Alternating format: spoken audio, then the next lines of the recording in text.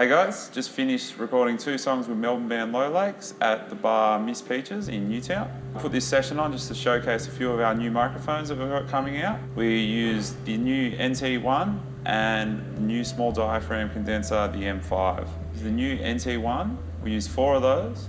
We also used a pair of the M5s.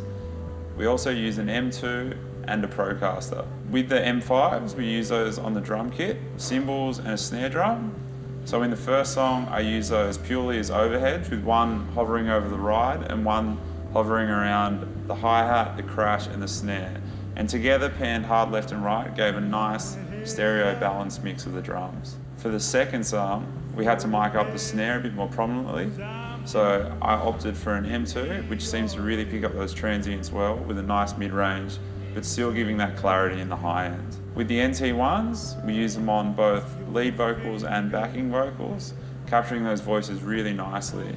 With the guitar amps, I had them pointed just to the side of the cones, both in the guitar and the bass amp, slightly angled off axis, partially due to the nice sound nature of that positioning, but also to reduce spill from the other instruments. So when you watch the videos, guys, you might notice in the second one that we had a t-shirt over the snare. That was just to dampen it. Got quite a large room with hard surfaces, so the snare drum was a bit too loud.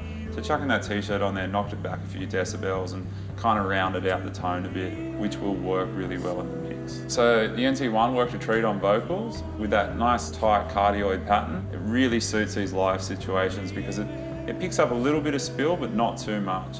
But at the same time, you get that nice studio condenser sound. It really adds something to the voice that you can't get with live dynamics sometimes. So having that gives us a nice little mix between in-studio sound with a live music session. So hopefully you can hear that cut across in the mix.